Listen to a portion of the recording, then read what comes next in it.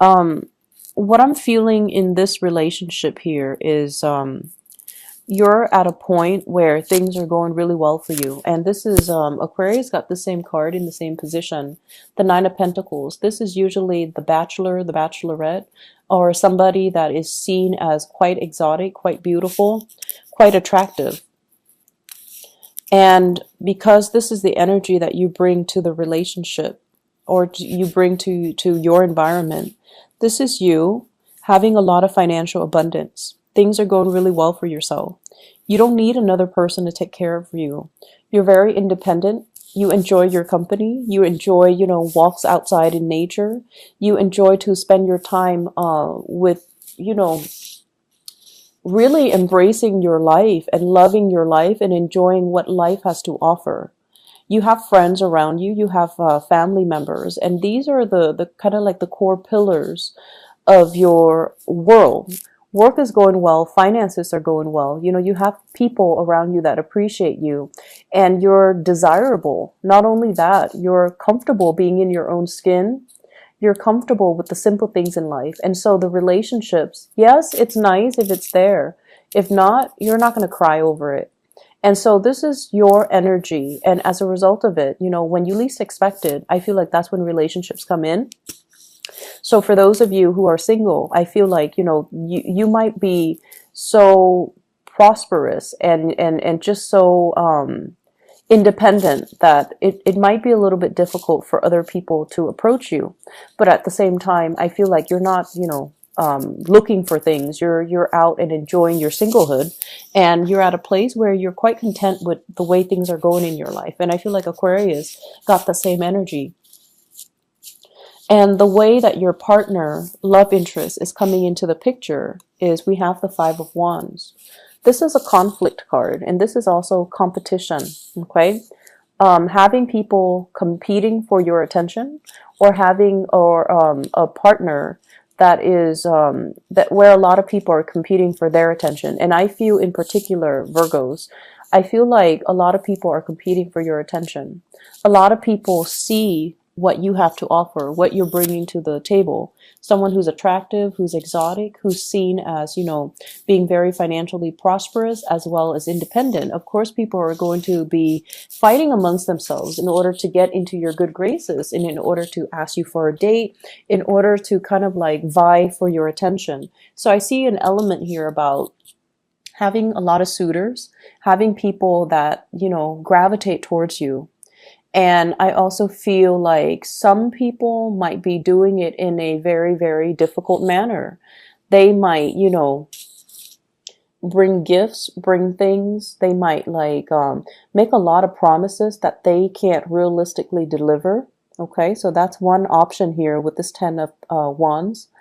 And I also feel for others, they might put other people down in order for them to stand out. So that's more of the extreme narcissist and also egocentric types of personality that you're dealing with, where they are fighting amongst themselves, or they're putting the other contenders, the other suitors down just so they would stand out. And I feel like, you're not stupid. You see through the facade. You see what they're doing.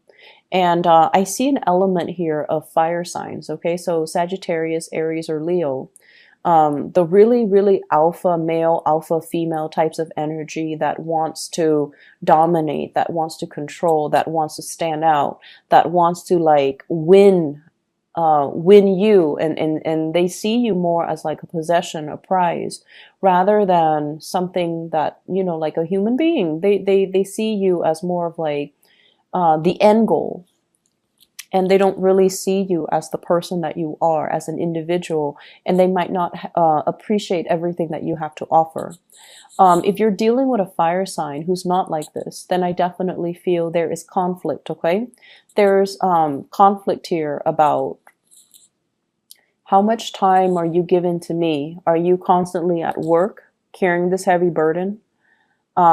Is the distribution of the investment in the relationship fair? There's a sense of estrangement. I feel like they need more attention from you. They need more help. They feel like you're a little bit distracted, and they need you to kind of like get your head out of the clouds and really focus on the relationship, what they're doing, what they're bringing to the table. And at times, I feel like they're putting in a lot of the work, and they need you to chip in.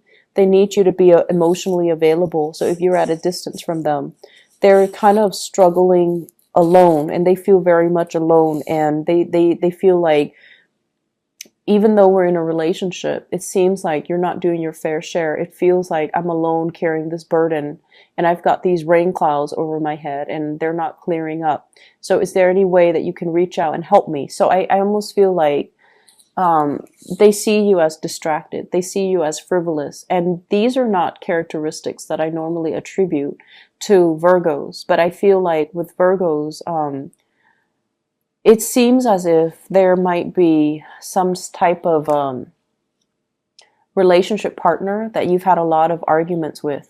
And there's stubbornness, there's pride that gets in the way.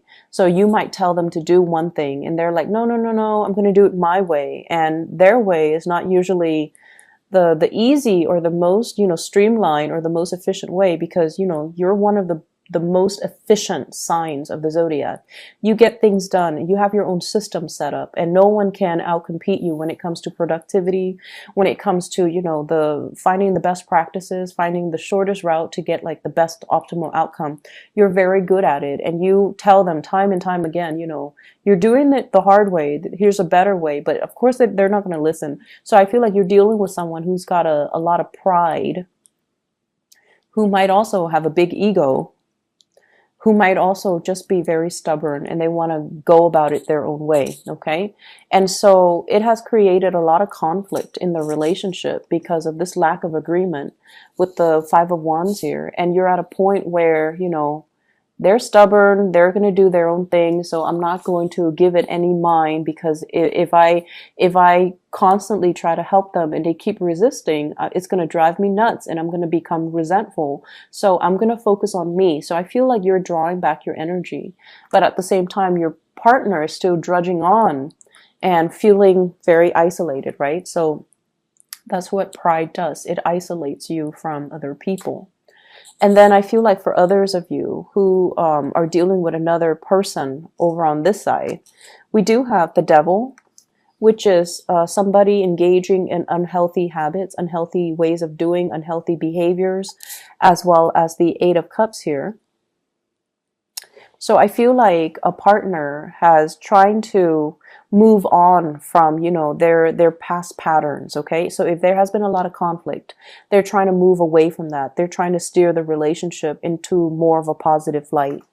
At the same time, if there has been a lot of conflict in one of your relationships and you feel like you're putting in all the work, then I feel like you're going to cut your losses and you're going to try to move on as well. So this Eight of Cups is about a situation that we invested a lot of time, a lot of resources, a lot of love, emotions, energy, at the expense of our well-being. It might be something that have lasted, 8 months, 8 years, 8 weeks, even 2 months time, for example. And I feel like you understand the toxicity behind it. You understand that it's a carnal desire type of a relationship. And you also understand that it masks a lot of problems, okay? So like the physical attraction is there, the chemistry is there, but what you see on the surface is not really the reality. And it's a situation that can keep you very stuck, or it's a way of doing, or it's a behavioral trait of the other person that you deem is not very positive, is not very enriching to your life. And vibrationally speaking, you're at a point where things are going really, really well for yourself. You don't want to be dragged down with other people's problems and drama and inadequacies, I feel. So you might be dealing with a partner that you're going to be walking away from very, very shortly, mainly because you don't want to be dragged down when you're at this space where you're not very tolerant of people and their immaturities. And I also feel like walking away from things before you become too heavily invested. That's just a smart way for you to do things. It takes a really long time for earth signs, and especially Virgo and people, to fall in love and to, give your all. When you do give your all. But I feel like it does take a long time. Even if you're dating somebody for like a month, you still have that checklist. Are they on good behavior every day? Are there new things I'm finding out about them? Do I like everything I'm finding out, or do I not like most of the things I'm finding out? So that, balance sheet, that checklist, it goes on, and it happens every day. And then, like, because you are so practical and pragmatic when it comes to dating, you have this internal checklist that you're assessing, you're grading somebody by every day. And I feel like, it can be 3 months into the relationship when it's that honeymoon stage, right? Like the first 3 months. And the other person might be head over heels in love with you. But I feel like with you guys are still pragmatic, and occasionally you check that list. And I feel like you can withdraw and pull back your energy anytime. Anytime. Whereas the other person might already be head over heels in love with you. And I feel like this is what you're doing. This is like indicative of a very early stage of a relationship where you're still finding out a lot about a person. And you're finding out that they might be very stubborn. They might be very fixed in their ways. There might also be a lot of disagreements coming into the relationship as well. And as a result of it, it's easier for you to cut your losses because it's still new. To you, it's not about the honeymoon stage. It's still relatively new. If you cut your losses right now, you would be able to set yourself free. And then I feel like for other people, you're still dealing with someone that you've invested a lot of time in. And this person is so stubborn. Might be a Capricorn. It might be a fire sign, Sagittarius, Aries, or Leo. And I feel like if there has been conflict, it's going to come to an end, okay? Like they're going to try to resolve issues in their own lives. They have a lot of hang-ups. They're very fearful of change. They're very fearful of doing things a different way. They're really fearful of relinquishing control and letting somebody else give them advice, or even taking somebody else's advice. So I feel like that's their hang-up, and that's on them, and that's something they need to work through. And I feel like you are aware of that. You know your partner well. And so you're going to focus on you. You're going to focus on what you need to do, your own path, and let them kind of deal with this internal conflict, internal turmoil that they kind of need to sift through and find themselves. And they are going to find themselves. It's going to take some time because they're so stubborn, and because they're so like doggedly just, this isn't the smart way to do things, but I'm going to do it because I'm stubborn. I'm going to do it just to test myself. So I feel like you've got somebody here that's not as reasonable, but they're hard on themselves as well. And I feel like a big part of you can sympathize with that, right? You're hard on yourself. You understand they're hard on themselves. They want to test themselves. They want to know their limits and their capabilities. And I feel like you can appreciate that. And so you're going to let them be. So you're going to detach yourself a little bit. I see coming back together, but at the same time, I do see arguments as well. So ease up on your partner, okay? Let them deal with their own things. If you tell yourself, I'm just going to focus on me, really take that to heart and focus on you. Don't focus on you and then, have like, constantly look over your shoulders to see what they're doing. Because I feel like, you have to be all out of it or all in it. Okay. You can't like, straddle the fence here, because then they're going to sense it and they're going to say like, you're backing out on your words, or you're backtracking on what you have to say. So I feel that energy. Leave your partner alone, let them sort out their things, and then they'll come back to you when they're all better. In other areas of your life here, I feel like this week, it's all stubbornness. And honestly, it is not coming from you. It's coming from people around you. I see you're dealing with someone that you're communicating with, and I see a distance between you and them. Could be a family member. But this person is so fearful of change, okay? The word I'm getting here is somebody who's a pack rat, somebody that clings on to every little scraps of paper, every candy wrapper, being a pack rat. It's an emotional response. It's an emotional, It's an emotional coping mechanism. So for people that, that hoard, for people that it's not supposed to be rational. Like we look at them and we're just like, what are you doing?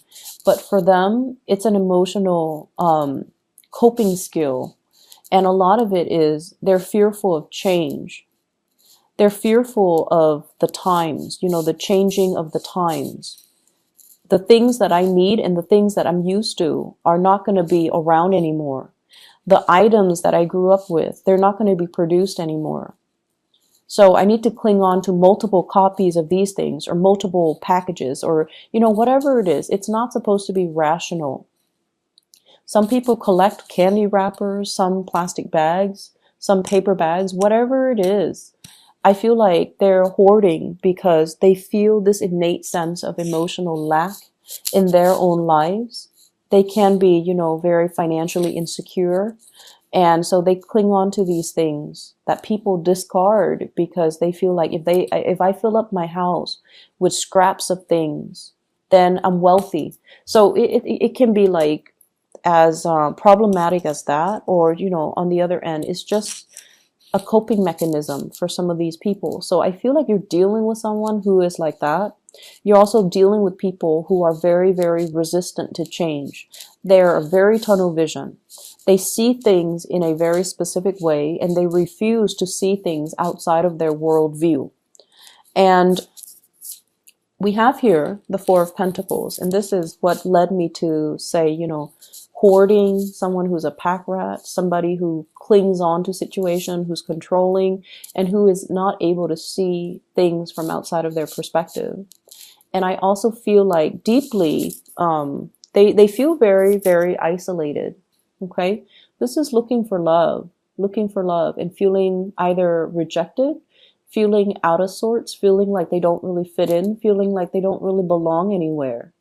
And they're looking in the water and like, what's wrong with me? Do I look okay? Why doesn't anybody like me? So for some of you, you might be dealing with people that have a lot of deep internal emotional issues, and you're providing the kind of like the analysis, the assessment, or you're providing some type of a breakthrough therapeutic, type of some type of a therapeutic breakthrough, for them. You're kind of allowing them to lift the veil and to see reality for what it is. And to see like, if you're so like clingy and controlling, it's going to be really hard to love you. Okay. And then some people you might notice, they feel that control is about love. I love you, so I'm going to tell you not to do this and do that instead because I want what's best for you. We can't really infringe upon other people's free will.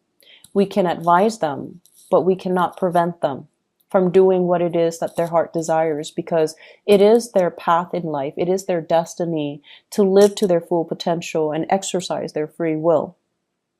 If this is an energy that is manifesting within you where you're trying to control other people and tell them what to do and kind of like run their lives for them, you need to check yourself, because I feel like there is going to be, the rebelliousness. Okay. So whatever you're hoping to prevent, like, I want what's best for you. So you cannot do this. You have to do that. And I feel like over time, it's going to create resentment. It's going to create a backlash as well. So you want to be very careful about, not infringing upon other people's free will. So I see the element here, and I feel like for most of you, you have enough self-awareness to know that, you're not on the giving side of this energy. You're more dealing with those types of people and trying to make sense of it for them, or trying to reframe and rephrase things so that they can see their behavior as being quite problematic, and, so that they can fix it. So I feel like you're bringing clarity to a situation where there's a lot of fog for the other person. And I also feel there are opportunities here for travel. And this is a little bit more like things that are planned, 2 months in advance, 2 weeks in advance. And I feel like they're not like long term travel, but I feel like there is an energy of expansiveness about it. Okay. So this is like the invisible hands around working behind the scenes to facilitate travel, to ease travel, or to allow things to kind of culminate and come into the picture for you. And we also have as well the Ace of Swords. This is a really good card that signifies like cutting through the BS, cutting through the fog, cutting through a situation that has been really like, for whatever reason, I'm feeling like somebody is taking on this victim mentality, like, woe is me, nobody loves me, nobody cares about me. But they have a lot of issues that's disallowing other people to love them, to care about them. They might have control issues. They might be so selfish that they drive away people that they love, for example.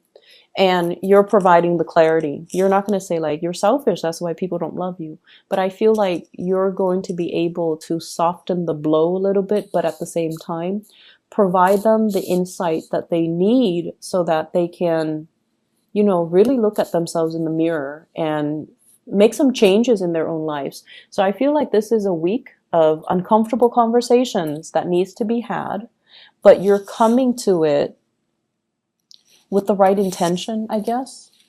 And because of that, you're going to be able to splice through the problem. You're going to be able to provide really good insights, really good assessment, really good counsel, and, therapeutic breakthroughs for other people.